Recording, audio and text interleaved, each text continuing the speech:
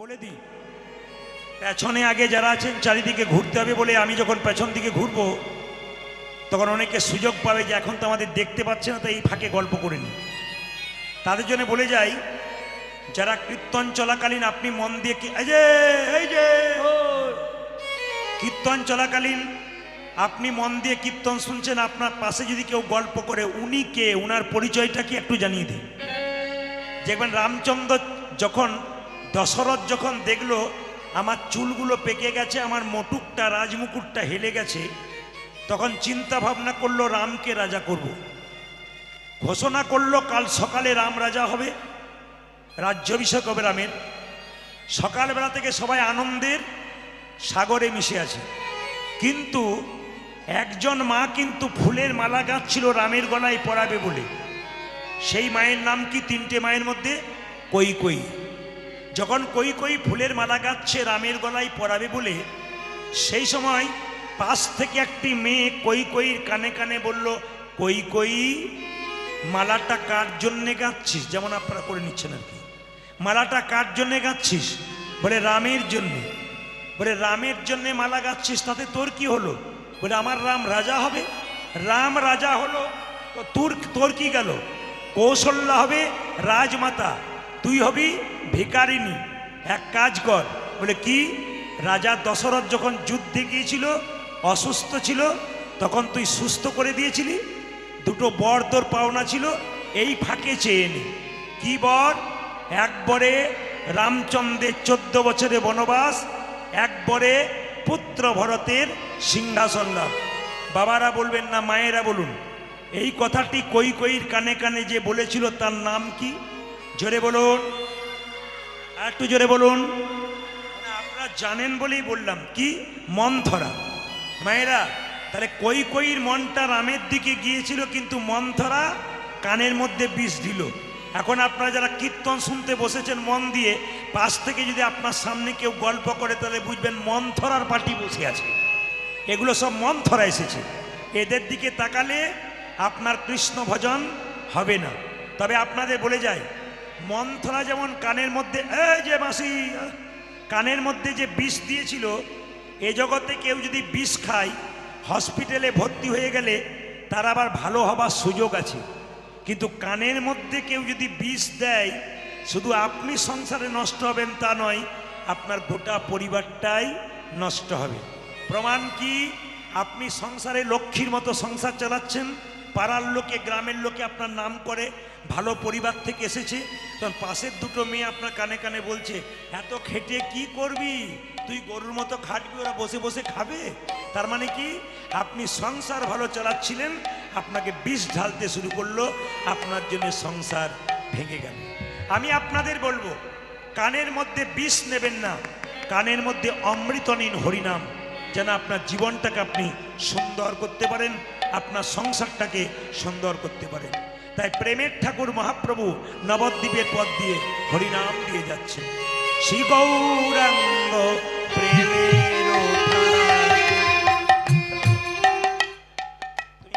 শুনতে পাচ্ছ তো?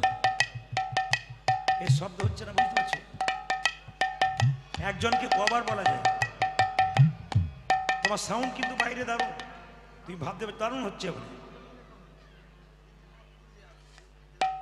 শ্রী গৌরাঙ্গ প্রেমের ঠাকুর, প্রেম বিলাতে এলো নদীনায়। শ্রী গৌরাঙ্গ প্রেমের ঠাকুর, প্রেম বিলাতে এলো নদীনায়। শ্রী গৌরাঙ্গ প্রেমের ঠাকুর, প্রেম বিলাতে এলো নদীনায়।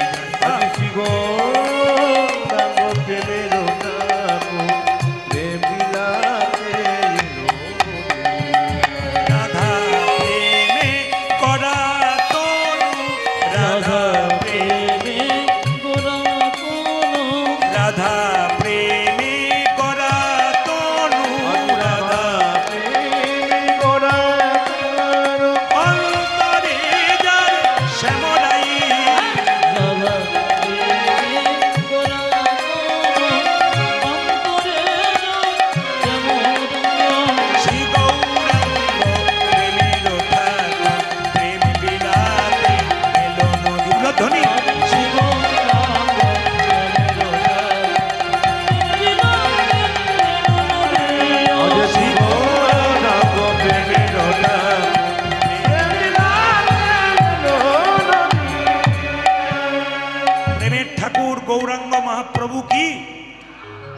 কয়টা জোরে হবে? এখানে মহাপ্রভু আছেন। প্রেমের ঠাকুর শ্রী গৌরাঙ্গ কি, চৈতন্য প্রভু কি, মহাপ্রভু কি। আপনাদের কাছে নিবেদন রইল, আপনি যদি কারোর সঙ্গে সম্বন্ধ তৈরি করেন, আপনি যদি কারোর সঙ্গে সম্বন্ধ তৈরি করেন, তবে আপনার সঙ্গে সে সম্বন্ধ ভালো করবে। কীরকম বলে রাখি, যেমন আপনার বাড়িতে কেউ গেছে, জিজ্ঞেস করছে একটু জল দিন তো, একটা বাচ্চা গিয়ে বলছে একটু জল দেন তো, তৃষ্ণা পেয়েছে, আপনি জল দিলেন। কিন্তু সেই বাচ্চাটা যদি বলে কাকিমা, ও কাকিমা একটু জল দাও তো, তখন মনে হবে কি, বাচ্চাটা কাকিমা বলে ডেকেছে, একটু জল দিয়ে আসি। তার মানে কি, সম্বন্ধ তৈরি করলে সম্পর্কটা ভালো হয়। ভগবানের সঙ্গে সম্বন্ধ তৈরি করুন। শুধু সংসারে খেলেন, কর্ম করলেন, টিভি সিরিয়াল দেখলেন আর ঘুমালেন, এটা কিন্তু জীবন নয়। প্রত্যেকের কাছে বলে যায়, শুধু কর্ম করলেন, খেলেন, ঘুমালেন, এটা জীবন নয়। আমাদের জীবন কি বলুন তো? আপনি সংসারের জন্য এত করছেন, অবশ্যই করবেন, কিন্তু সংসার শেষে আপনাকে দাম দেবে না। প্রশ্ন করবেন কেন? আপনি আপনার বাচ্চার জন্য প্রত্যেক দিন ক্যাডবেরি আনুন, 3 দিন আনা বন্ধ করে দিন, বাচ্চা বাবা বলা বন্ধ করে দেবে। কেন? এ সংসার শুধু নিতে চাই, দিতে চাই না। মায়েরা, সংসারে যতক্ষণ কর্ম করছেন, সংসার আপনাকে ভালোবাসছে। আপনার শরীরে একটা কঠিন রোগ হয়ে যাক, দেখবেন বাড়ির লোক 10 দিন সেবা করবে, তারপর মনে মনে ভাববে এবার গেলেই বাঁচি। আপনি চলে যাবেন, আপনার ছবিটা দেওয়ালে টাঙানো থাকবে, একটা ফুলের মালা দেওয়া হবে। সংসার যেমন তেমন চলবে, শুধু তুমিই চলে যাবে। সেই জন্য আপনাদের কাছে নিবেদন রইল, আপনি সংসারের কর্তব্য কর্ম সব কিছু করবেন, কিন্তু সকাল দুপুর সন্ধে ভগবানকে 5 মিনিট করে একটু নাম করবেন, ভগবানের ধ্যান করবেন, দেখবেন গোবিন্দের কৃপা আপনার হবে। সম্বন্ধের কথা যখন বললাম তখন বলে রাখি, দেখবেন একটা প্রাণী সবচাইতে কম দিন বাঁচে। সেই প্রাণীটার নাম আপনার জানা আছে?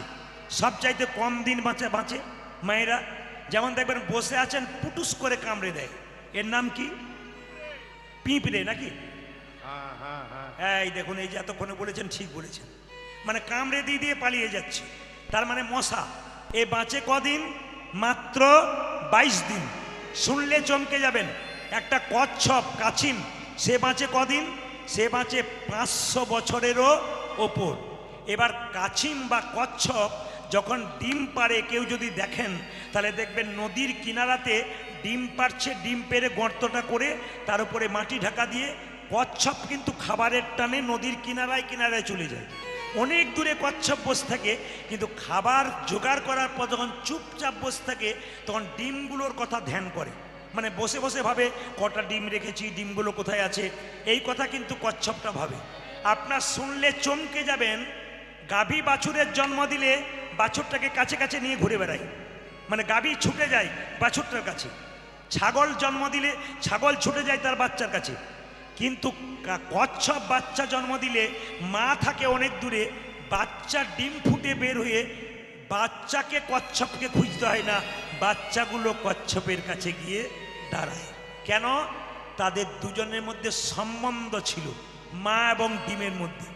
যদি আধ্যাত্মিক তত্ত্বের দিকে যান, তাহলে আপনাদের একটু বুঝিয়ে দিই, যে যেখানে বসে আছেন, মহাপ্রভুর প্রথম বিয়ে হয়েছিল বল্লভাচার্যের কন্যা লক্ষ্মীপ্রিয়ার সঙ্গে।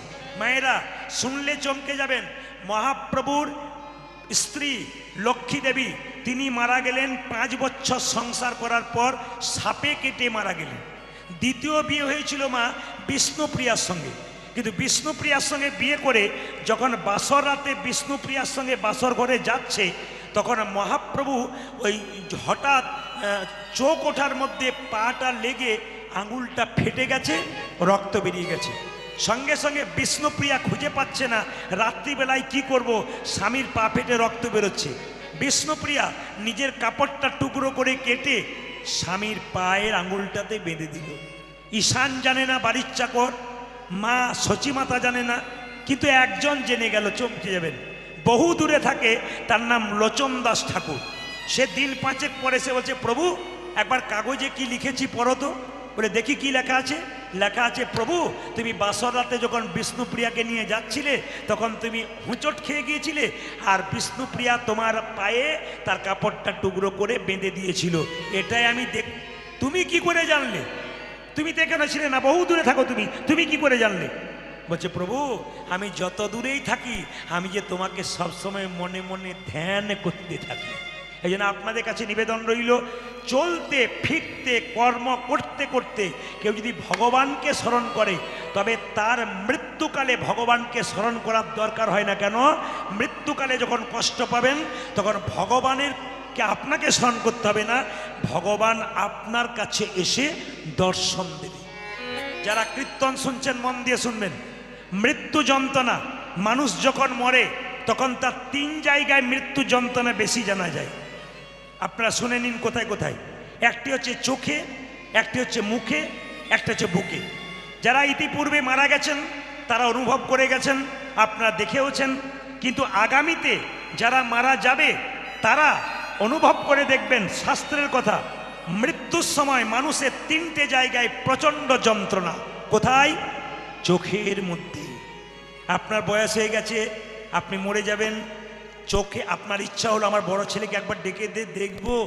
যখনই বড় ছেলে কাছে এলো, মা এই দেখো তোমার মাথার সামনে বসে আছি। ওই বাবা দেখতে পাচ্ছি না, আমার কালো চোখগুলো ঘোলা হয়ে গেল।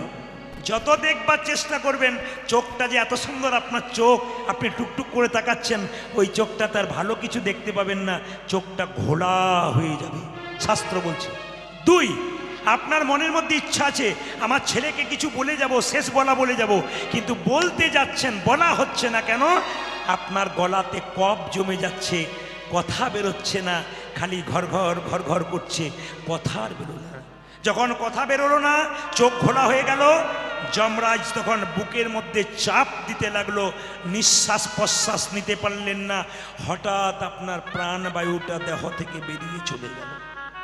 আপনাদের কাছে নিবেদন রইল বাবা, মৃত্যু প্রতিটি মানুষের আছে, কিন্তু মৃত্যুর যন্ত্রণা থেকে রেহাই পেতে গেলে হরিদাসের মতো বলতে হবে।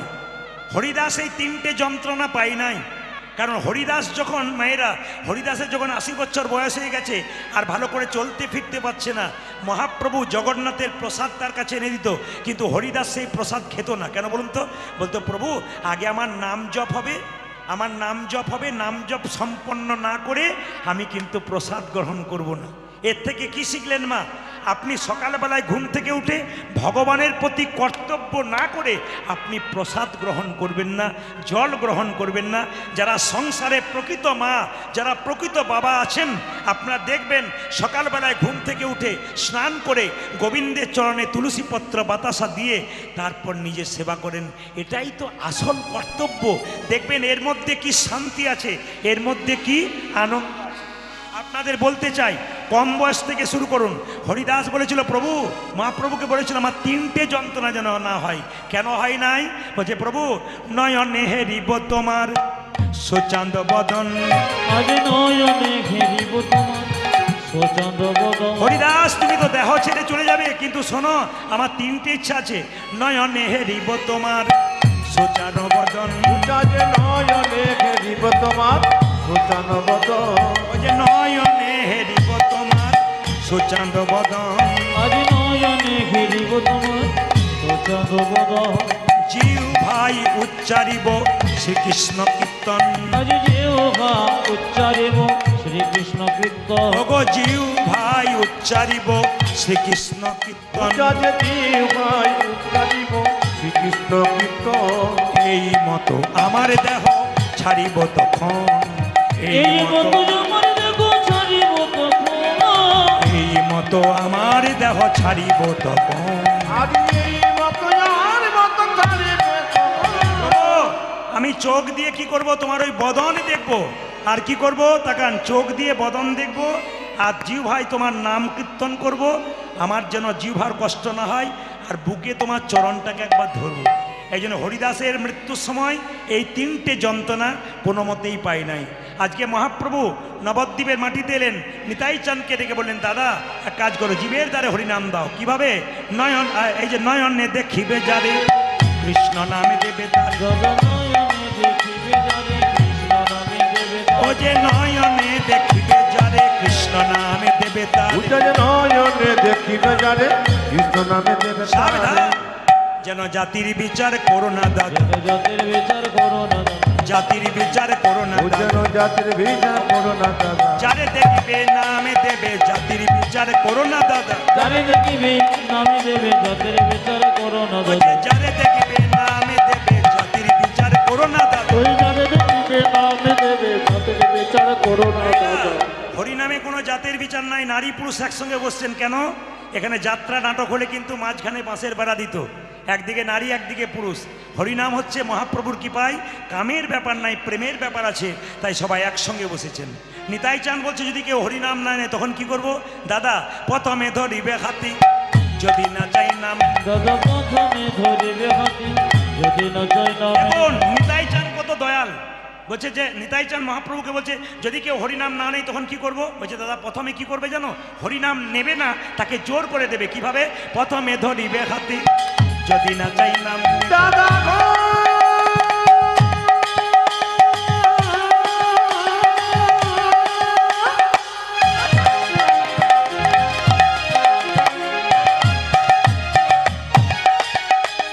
জানি জানি দাবা দাবা মা মাগা মাগা রে গারে সাথা প্রথমে ধরিবে হাতি যদি না চাই নামে ও যে প্রথমে ধরিবে হাতে যদি না চাই নাম উজ্জ্বল প্রথমে ধরিবে হাতে যদি না যায় নামে দাদা হাতে ধরে বলবে হরি হাতে ধরে বলবে হরি হাতে ধরে বলবে হরি তুমি হাতে ধরে বলবে বলি বলাবে হরি বলবে হরি হাতে ধরে বলবে হরি তুমি বানাবে হরি বলবে হরি হাতে ধরে বলবে ও হরি যে বলাবে হরি বলবে হরি হাতে ধরে বলবে হরি তুমি বলাবে করি বলবে করি হাতে ধরে বলবে বলি ভাইরা আপনার সঙ্গে কারো ঝগড়া আছে বাড়িতে আপনাদের ভোজ হচ্ছে আপনি বলতে গেছেন একবার চলুন না যাব না হাতে ধরে বলছি চলুন হাতে ধরার পর না গেলে যদি খুব প্রিয় লোক হয় তাহলে কি করেন আপনি একবার পায়ে ধরেন এই তোমার পায়ে পড়ছে একবার চলো তো মহাপ্রভু কি করলেন দাদা নিতাই গিয়ে বললো যদি হাতে ধরে কেউ না হরিনাম করে হাতে ধরার পর শেষ উপায় কি পাছে তারও লোটাইবে পাই ও দাদা দাদা গো পাছে করো লোটা দিবি ও যে পাছে তারো লোটাইবে পাই ও ও দাদা দাদা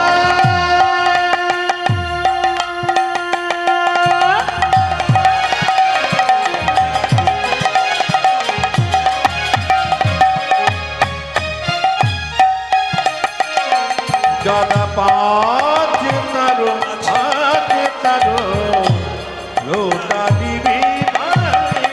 ও যে পায়ে ধরে বলবে হরি বলবে হরি পায়ে ধরে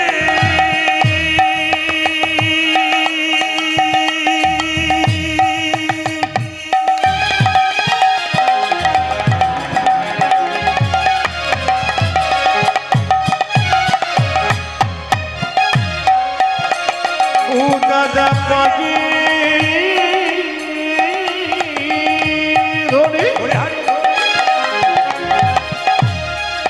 তুমি বলবে হরি বলাবে হরি বলবে হরি পায়ে ধরে বলবে হরি দাদা বানাবে হরি বলবে হরি একবার পায়ে নিতাই গৌর হরি বলবে হরি বলবে হরি পায়ে ধরে বলবে হরি বলবে হরি বলবে দাদা হরি পায়ে ধরে বলবে হরি তুমি পারে ধরে বলবে হরি আজ পাছে করো লোটা দিবি একবার জোরে জয় দেবেন তো রাধা রানী কি যে পরিমাণ ভক্ত হয়েছে জয়টা একটু জোরে আশা করছিলাম রাধা রানী কি বেড়েছে আরো বাড়বে শ্যাম সুন্দর কি মদন মোহন কি হরিবাসর কি গরম লাগছে কি না প্রমাণ হয়ে গেল যে আপনার কত ডুবে গেছেন আমি কি বলছি ওইদিকে নজর নেই সবাই জয় দিচ্ছেন একবার বলুন রাধা রানী কি মহাপ্রভু কি শ্রীকৃষ্ণ চৈতন্য প্রভু কি আপন আপন গুরুদেব কি সাধু গুরু বৈষ্ণব কি নিতাই গৌর হরি হরি বেশ আপনারা মন দিয়ে শুনে যাবেন একটা ছোট্ট তত্ত্বের কথা বলবো, মন দিয়ে শুনবেন, এইদিকে তাকাবেন। পঞ্চপাণ্ডব সামনে বসে আছে। কৃষ্ণ বলছে কি ব্যাপার, তোমাদের মন খারাপ কেন? তো পঞ্চপাণ্ডবের বড় দাদার নাম কি মা? জোরে বলুন, বড় দাদার নাম কি? যুধিষ্ঠির। যুধিষ্ঠির বলল, কৃষ্ণ আসলে আমার মনে একটা প্রশ্ন জেগেছে, সেই প্রশ্নের উত্তরটা চাইবো বলে এলাম। বলে কি? কলিযুগের মানুষ কেমন হবে? আপনারা তো সত্য যুগে বাস করছেন, কলিযুগের কথা বললাম আর কি। নাকি নাকি বলছেন ভাই? সব সত্য যুগে বাস করছেন? যাকে আপনাদের প্রণাম জানাই। যখনই বলছি সত্য যুগে বাস করছেন, সব বলছে হ্যাঁ, কি ভক্তি বলে। সত্য যুগে বাস করছেন? হ্যাঁ, আমি যেই না এদেরকে বলছি সত্য যুগে বাস করছেন আপনারা, কি ভক্তি বলে। সত্য যুগে বাস করছেন? তাহলে কোন যুগে বাস করছেন? খুব ভালো জানেন আপনারা, কলিযুগে। তো যুধিষ্ঠির মহারাজ, এটা কিন্তু সাউন্ড পাওয়া যাচ্ছে না বাবু।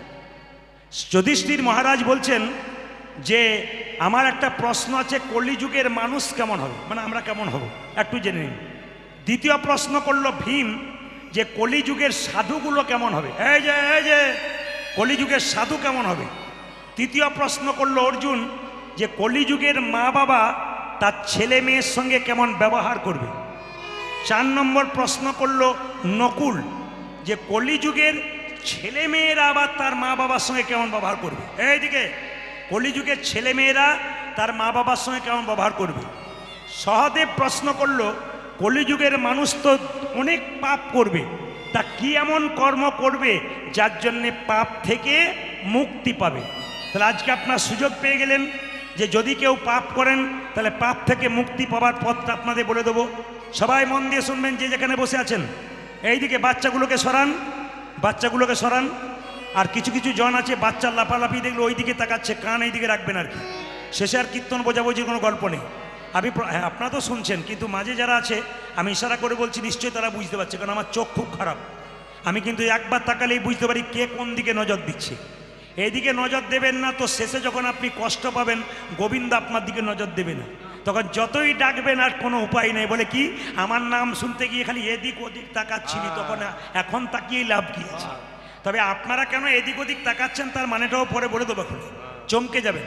যে মেয়েরা কীর্তন শুনতে এসে খালি এদিক ওদিক তাকায়, তারা কেন তাকায় ওটা একটু পরে আমি বুঝিয়ে দেবো, তাহলে বুঝতে পারবে যে কেন তাকাচ্ছে। সবাই তাকাবেন মায়েরা, যে যেখানে ছিলেন। যুধিষ্ঠির মহারাজ বললেন তাহলে কৃষ্ণ বলো আমাদের 5টা প্রশ্নের উত্তর। সঙ্গে সঙ্গে কৃষ্ণ বলল আজকে উত্তর দেবো না, কালকে সকালে দেবো। বলে কেন? তোমরা 5 ভাই আজকে 5 পথে যাও, যে যা দেখবে কাল সকালে এসে আমাকে বলবে, তোমাদের উত্তর দিয়ে যাব। এখন লক্ষ্য করুন, 5 ভাই 5 পথে যাচ্ছে, একদিকে ও একদিকে, ও একদিকে ও একদিকে, 5 দিকে যাচ্ছে, আর গাইতে গাইতে যাচ্ছে। কি গাইছে? কৃষ্ণ কেশব কৃষ্ণ কেশব কৃষ্ণ কেশব তাই নাম, রাম রাঘব রাম রাঘব রাম রাঘব রক্ষণ। সবাই বলুন, কৃষ্ণ হরে কৃষ্ণ কৃষ্ণ কৃষ্ণ হরে হরে, হরে রাম হরে রাম, রাম রাম হরে হরে। কৃষ্ণ কেশব কৃষ্ণ কেশব কৃষ্ণ কেশব তাই নাম, রাম রাঘব রাম রাঘব রাম রাঘব রক্ষণ। হরে হরে কৃষ্ণ কৃষ্ণ কৃষ্ণ হরে হরে, হরে রাম রাম রাম হরে হরে। কৃষ্ণ কেশব কৃষ্ণ কেশব কৃষ্ণ কেশব তাহি নাম, রাম রাঘব রাম রাঘব রাম রাঘব রক্ষ। হরি বল। হরে রাম কৃষ্ণ কেশব কৃষ্ণ কেশব কৃষ্ণ কেশব তাই নাম, রাম রাঘব রাম রাঘব রাম রাঘব রক্ষ মাম। কৃষ্ণ ভেজে নিতাই গৌর হরি বল।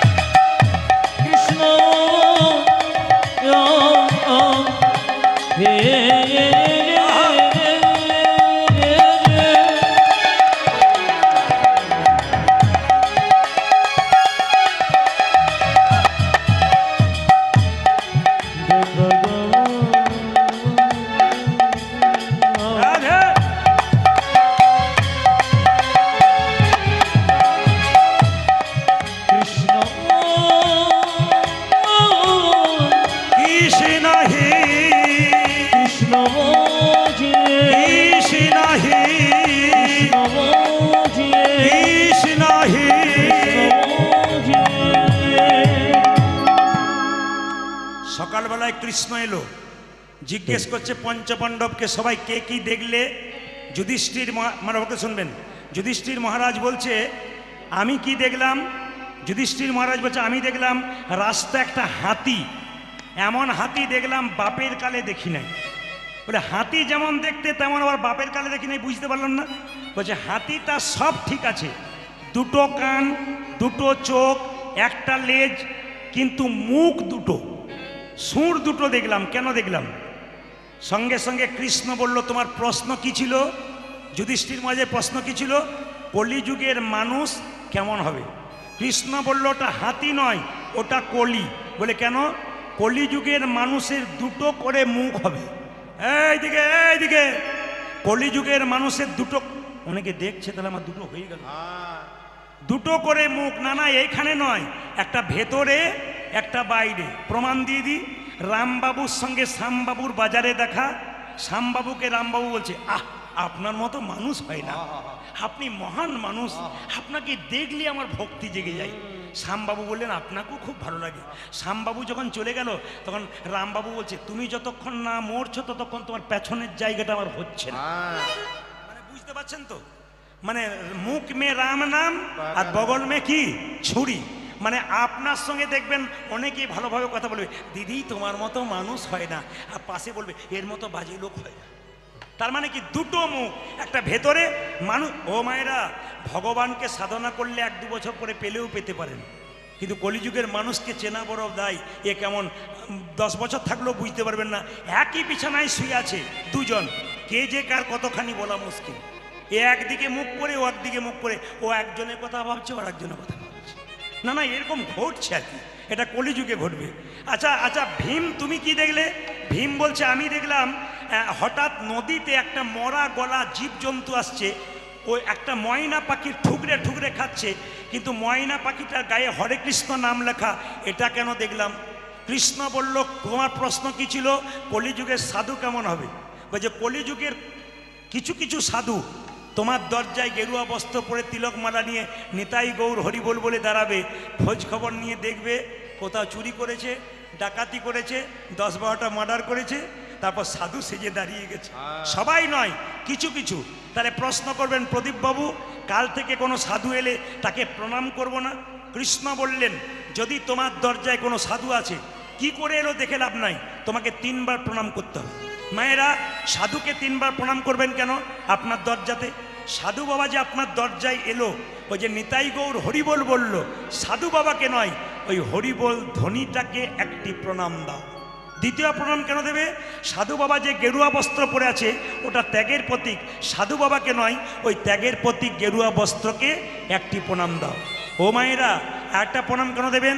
আপনারা যারা সংসারী মানুষ, 2-4 দিন সংসারে বাইরে থাকলে কি মনে হয়, বাবা এবার ঘর যাই, এবার ঘর যাই।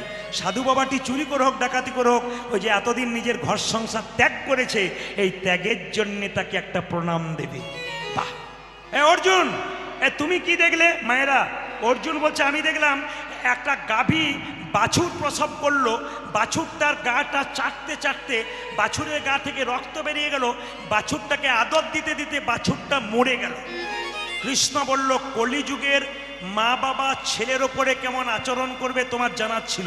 ও মায়েরা, আপনারা আপনাদের ছেলে মেয়েকে কেমন মানুষ করছেন দেখুন।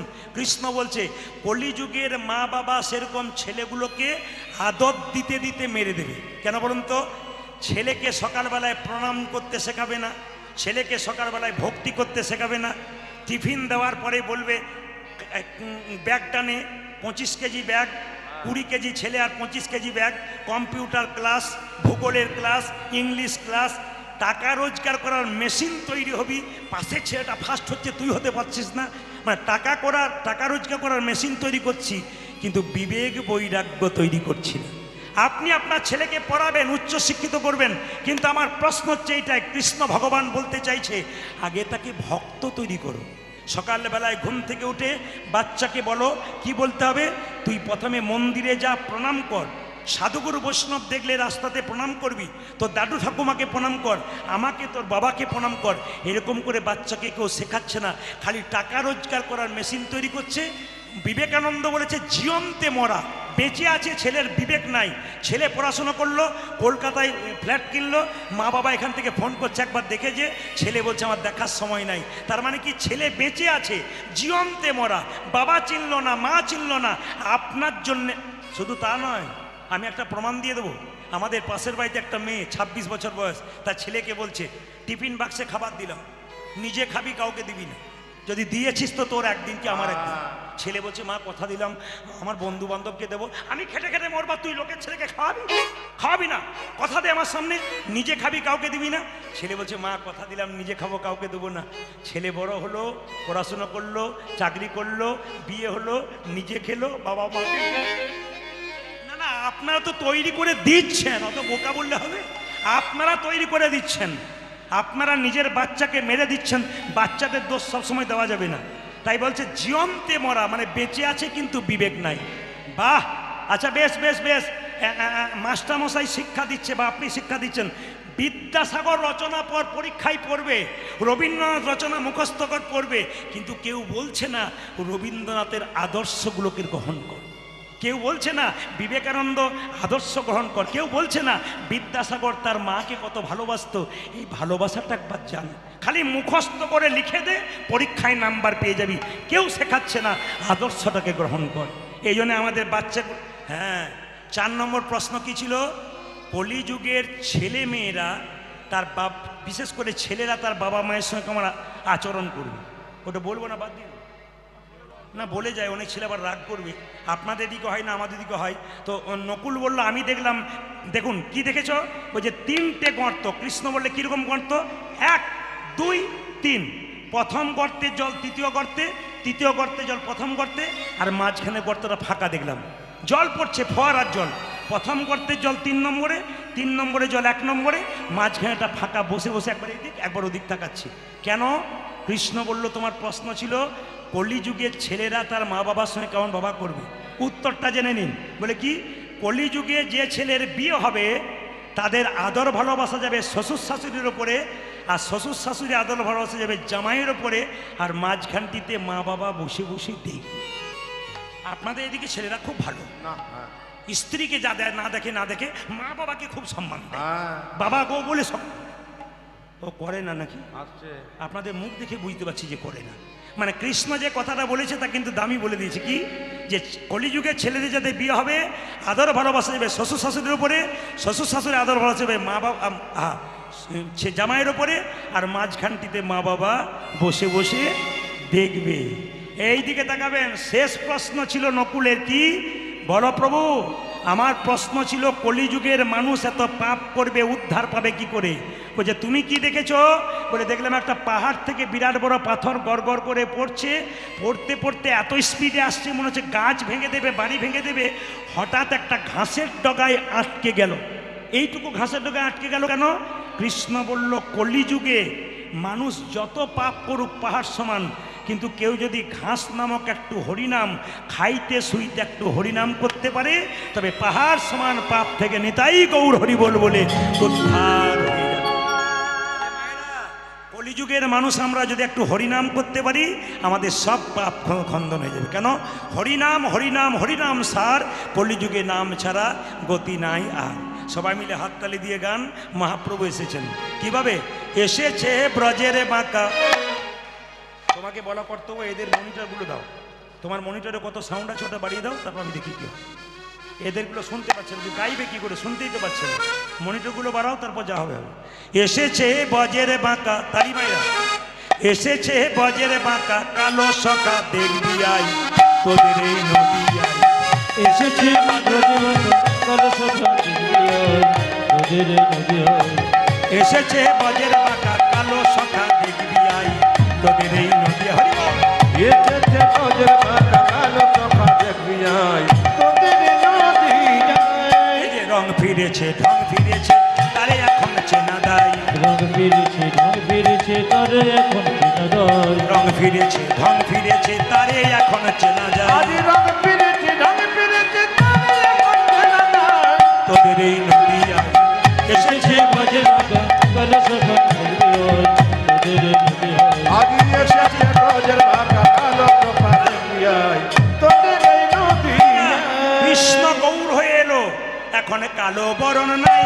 এখন কালো বরণ প্রশ্ন করবেন, যদি কৃষ্ণ গৌর হলো, কালো রংটা কোথায় গেল? ছিল কেমন কৃষ্ণ, এরকম হলো কেমন, এরকম গৌর হলো তখন। এখন কালো বরণ নাই, এখন কালো বরণ এখন কালো বরণ নাই। নাগরিকে ধ্বনি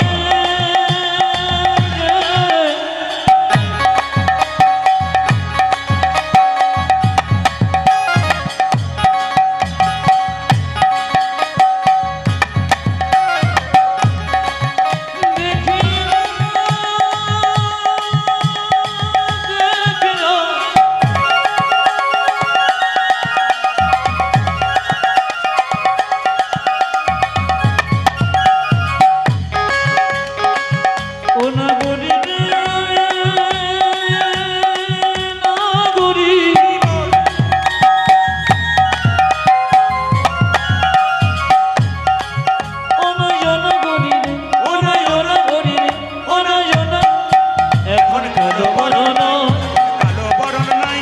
এখন কালো বরণ নাই। রায়ঙ্গে অঙ্গ দিয়া গৌর হলো তাই।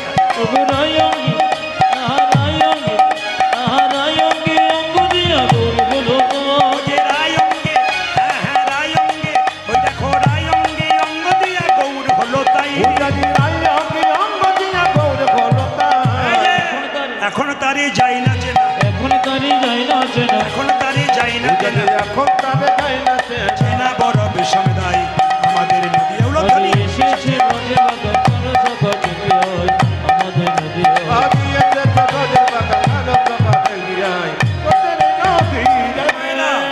বাঁশিটা কোথায় গেল? বাঁশি প্রেমেতে ঋণী হয়েছে,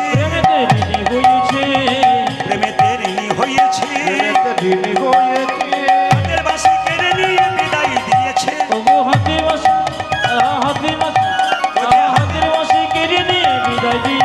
ওই যে হাতের বাঁশি, ওই দেখো হাতের বাঁশি, ওই দেখো মোহন বাঁশি কেড়ে নিয়ে।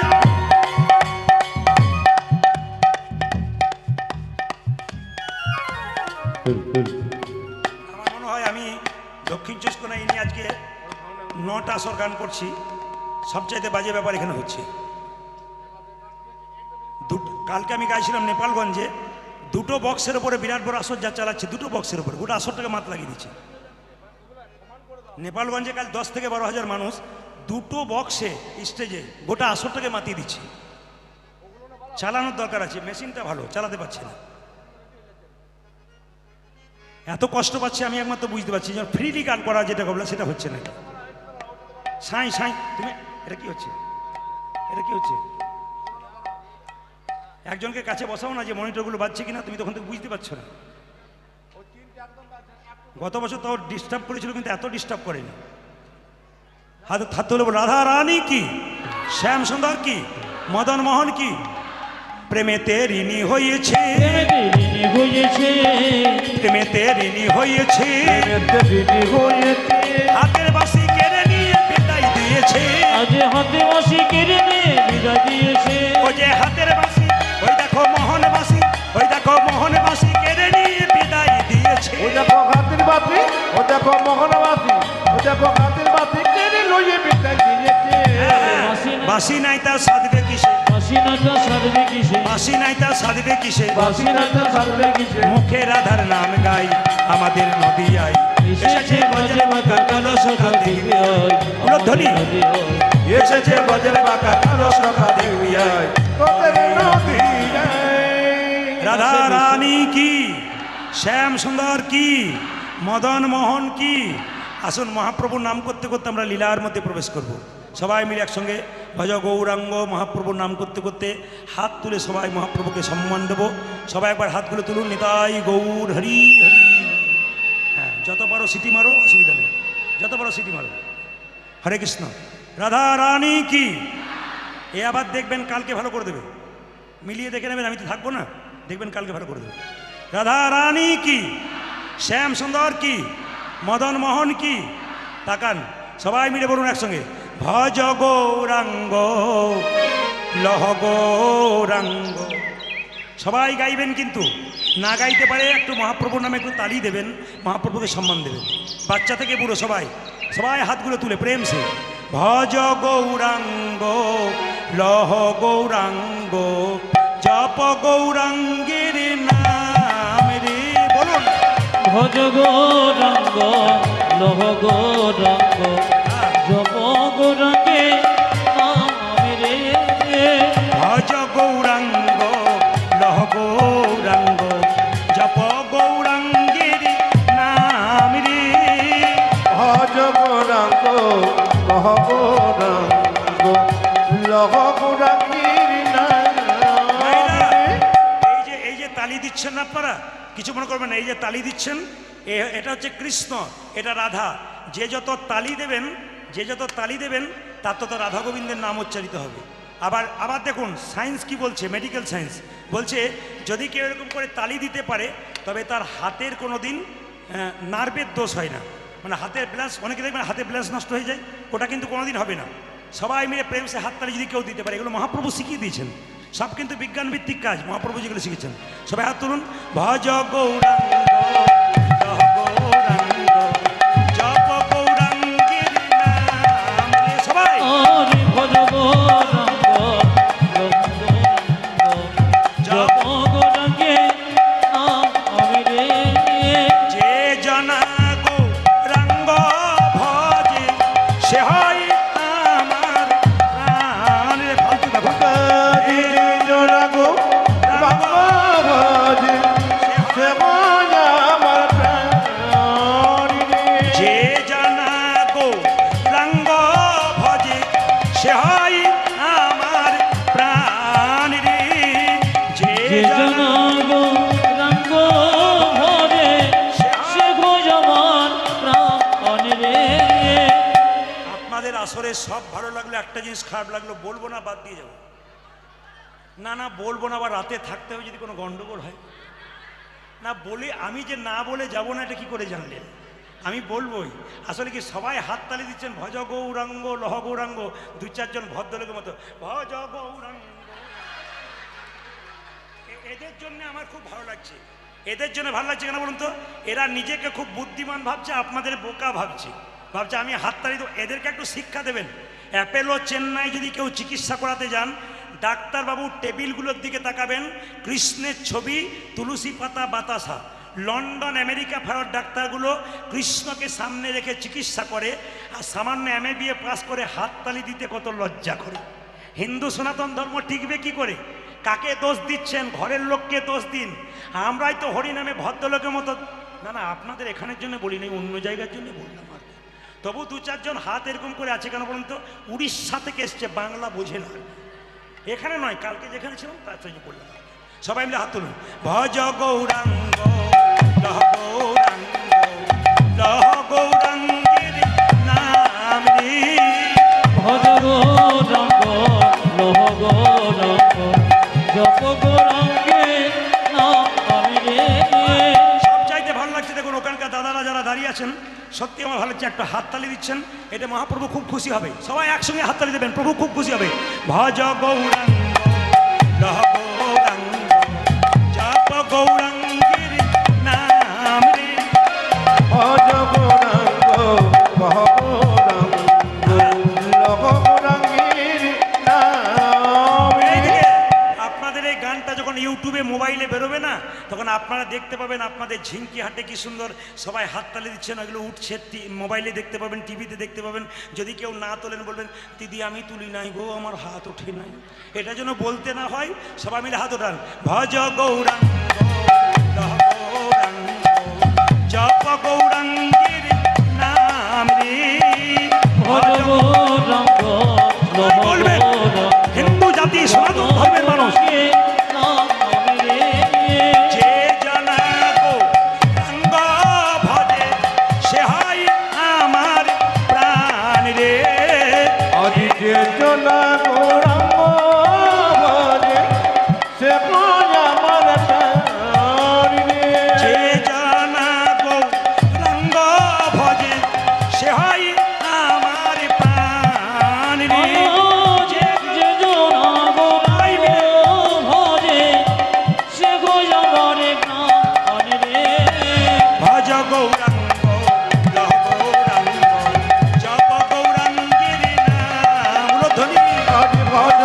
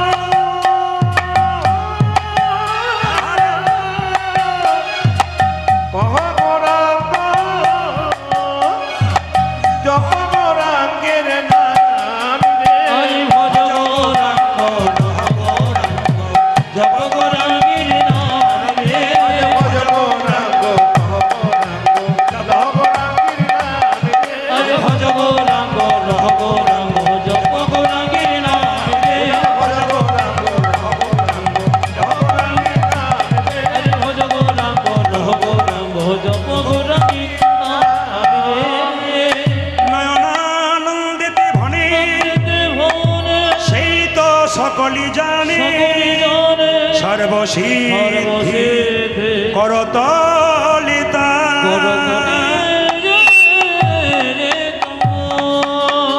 এবার আপনাদের বলতে হবে সবাইকে, এই সুরটা সবাইকে বলতে হবে আজকে, রাধে রাধে। আমি কি শিখালাম? রাধে রাধে, জোরে বলুন। কেন রাধে রাধে বলবেন আগে জেনে নিন, তারপর আপনারা বলবেন আস্তে। কেন বলবেন রাধে রাধে? কৃষ্ণ নিজেকে বললেন যে আমি যে রাধার দাস, ইহাতে সন্দেহ যার, কোটি কোটি যুগ ভজয়ে আমার, সকল ভজনা বিফলিতার। কৃষ্ণ বলল আমি যে রাধারানীর দাস, এ কথাতে যদি কারো অবিশ্বাস থাকে আর কোটি কোটি যুগ ধরে যদি আমাকে ভজনা করে, সব ভজনা তার বিফলে যায়।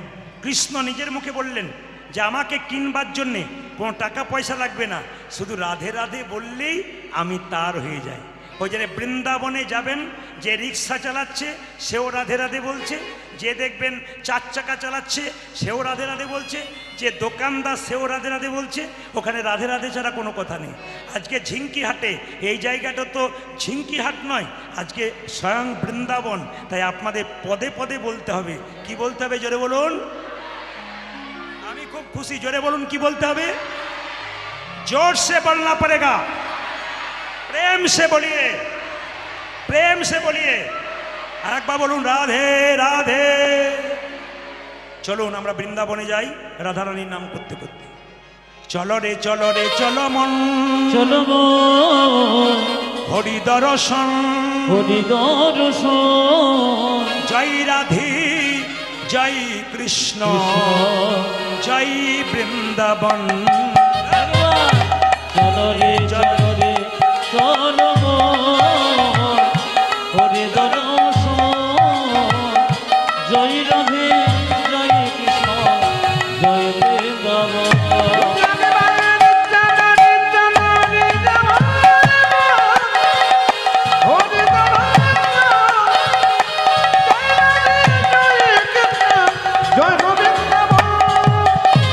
চলো রে চলো রে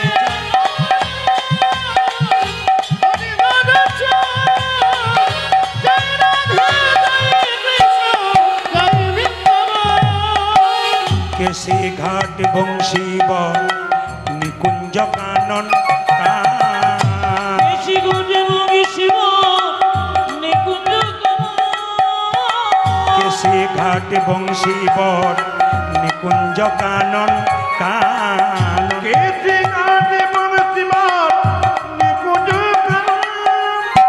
যেথায় হোলি খেলে আমার শ্রীনন্দের নন্দন। আজ যেথায় হরি খেলে আমার শ্রীনাথে নন্দন। ও যে যেথায় হোলি খেলে আমার শ্রীনন্দের নন্দন।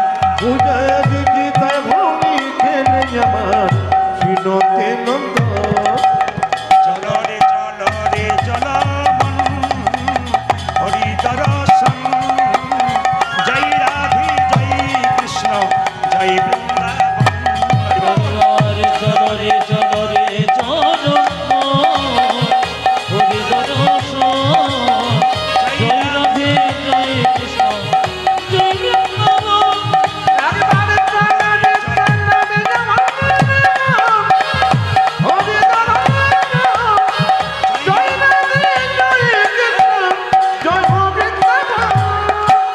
যেথায় আছে মা যশোদা স্নেহের শিরমণি। হয়েছে মা যশোদা স্নেহে শিরোমণি। যেথায় আছে মা যশোদা স্নেহের শিরমণি।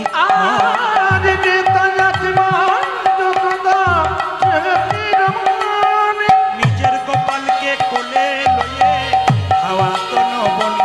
আজ নিজের গোপালি কোলে লয়ে খাওয়াত নবনে। নিজের গোপালকে কোলে লয়ে হাওয়া তন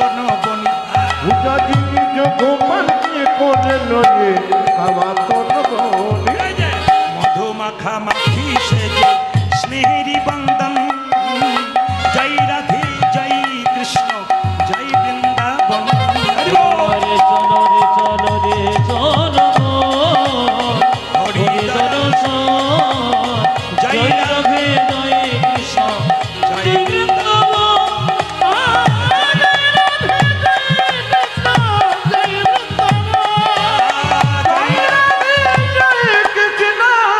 জয় জয় গোবিন্দ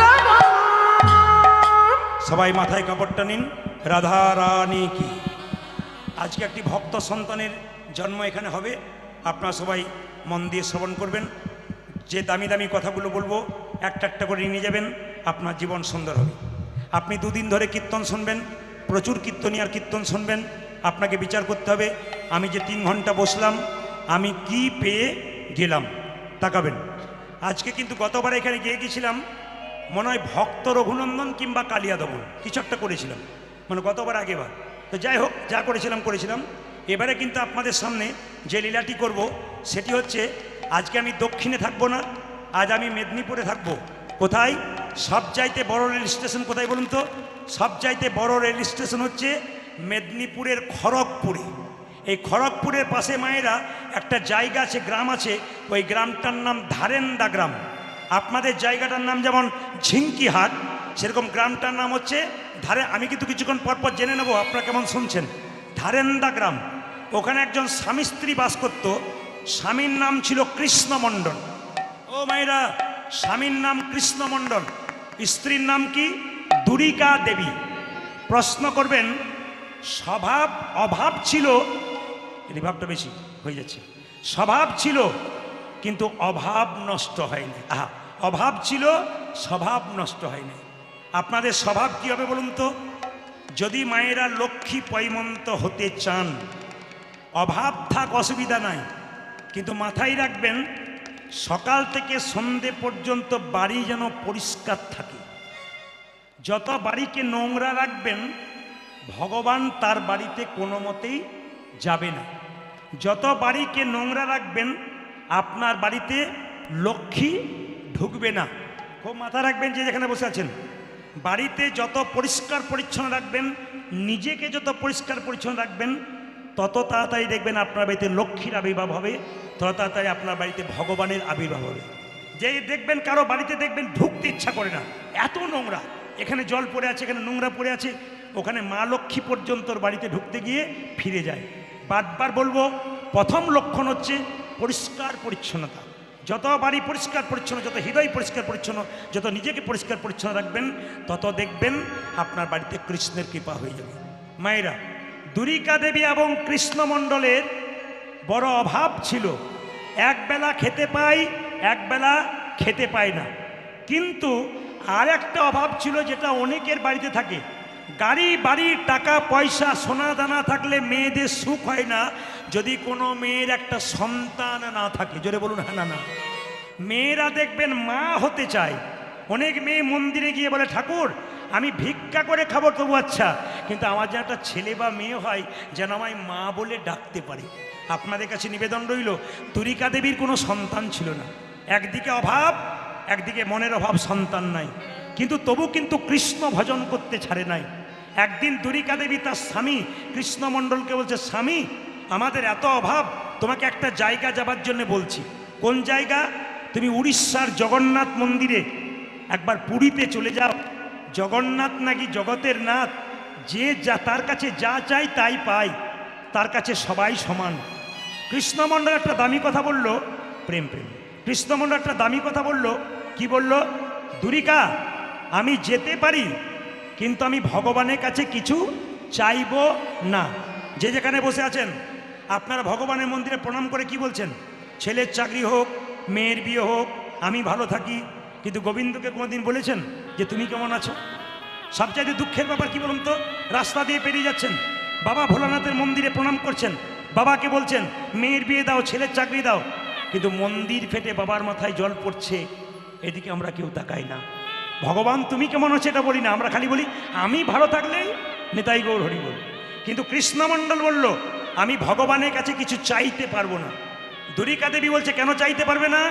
কৃষ্ণমণ্ডল জগৎকে শিক্ষা দিল, যে ভগবানের কাছে চাই সে অল্প পায়, আর যে চাই না এত পাই ভাবতেই পারে না। শাস্ত্রের প্রমাণ কোথায়? সুদামা ছিল কৃষ্ণের প্রিয় বন্ধু। সুদামা কৃষ্ণের কাছে কতদিন ছিল জানেন? 10 দিন ছিল। তো কৃষ্ণ বারবার সুদামাকে চালাকি করে জিজ্ঞেস করেছিল, সুদামা তুই কেমন আছিস? এত অভাব, বাড়ি ফুটে জল পড়ে, নিজের স্ত্রী ছেঁড়া কাপড় পরে থাকে, তবু কৃষ্ণমা বলছে আমি খুব ভালো আছি, আগে যা ছিলাম তোকে দেখে আরো ভালো। কৃষ্ণ মনে মনে ভাবছে একবার চাইবি তো, চাইছিস না তো। কিন্তু সুদামা যখন ফিরে যাচ্ছে, কৃষ্ণ মনে মনে ভাবছে সুদামা রে, তুই যে 10 দিন আমার কাছে রইলি, একবারও নিজের অভাবের কথা বললি না। তবে যে আমাকে অভাবের কথা বলে না, আমার কথা ভাবে, তার জন্য আমি ভেবে বসে আছি। যে যথামাং প্রবুদ্ধন্তে তাংস্ততৈব ভজাম্যহম, যে আমাকে যেমন ভাবে ভালোবাসে রে সুদামা, আমি তাকে তেমন ভাবে ভালোবাসি। তুই একবার বাড়ি ফিরে যা, দেখবি তোর স্ত্রী ভিখারিনী, ছেঁড়া কাপড় পরেছিল, তোর স্ত্রীকে গিয়ে দেখবি রাজ রানী হয়ে গেছে রে। শুধু তাই নয়, তোর যে ভাঙা বাড়িটা ছিল, গিয়ে দেখবি বাড়িটা রাজবাড়ি হয়ে গেছে, হয়ে গিয়েছিল। তাই কৃষ্ণমণ্ডল বলো, দুরিকা আমি যেতে পারি কিন্তু কিছু চাইবো না। দুরিকা দেবী খুব চালাক, একবার যাও না, তোমার তো তীর্থস্থান দর্শন হবে, তোমাকে কিছু চাইতে হবে না। মায়েরা, কৃষ্ণমণ্ডল চললো জগন্নাথ মন্দিরে। সবাই মিলে একবার বলুন জগন্নাথ দেব কি। যে যেখানে বসে আছেন হিন্দু ভাইয়েরা, সনাতন ধর্মের মানুষ, সবাই মিলে একটু জগন্নাথ দেবের জয়ধ্বনি দেবেন। জগন্নাথ দেব কি। জগন্নাথ দেব কি। আচ্ছা, 2-4 জন গালে হাত দিয়ে বসে আছেন, আমি বলতে চাইছি আপনি গালে হাত দিচ্ছেন, কিন্তু কৃষ্ণের ছবি দেখেছেন কোথাও কোনদিন গালে হাত দেখেছেন? যে জগৎ সংসার চালায় তার গালে হাত নাই, আপনার গালে হাত কেন? ভাবছো বসে চলবে কিসে, তুমি ভাববার কে? যিনি ভাবছেন, যিনি যার ভাবনা তিনি ভাবছেন, তুমি ভাবো তাকে, তুমি তাকে ভাবো, তোমার কোনো চিন্তা নেই। জগন্নাথ মন্দিরে যাচ্ছে কৃষ্ণমণ্ডল, আর গাইতে গাইতে যাচ্ছে জয় জগন্নাথ জয় জগন্নাথ জয় জগন্নাথ জয় জগন্নাথ জয় জগন্নাথ জয় জগন্নাথ জয় জগন্নাথ জয় জগন্নাথ জয় জগন্নাথ জয় জগন্নাথ জয় জগন্নাথ জয় জগন্নাথ জয় জগন্নাথ জয় জগন্নাথ জয় জগন্নাথ জয় জগন্নাথ জয় জগন্নাথ জয় জগন্নাথ। জয় জগন্নাথ জয় জগন্নাথ আরে বাবা, জগন্নাথের কৃপা পেতে গেলে কিছু করতে হবে। সবাই মিলে হাততালি দিয়ে জয় জগন্নাথ জয় জগন্নাথ জয় জগন্নাথ জয় জগন্নাথ জয় জগন্নাথ জয় জগন্নাথ জয় জগন্নাথ জয় জগন্নাথ জয় জগন্নাথ। হরি বল। জয় জগন্নাথ জয় জগন্নাথ জয় জগন্নাথ জয় জগন্নাথ।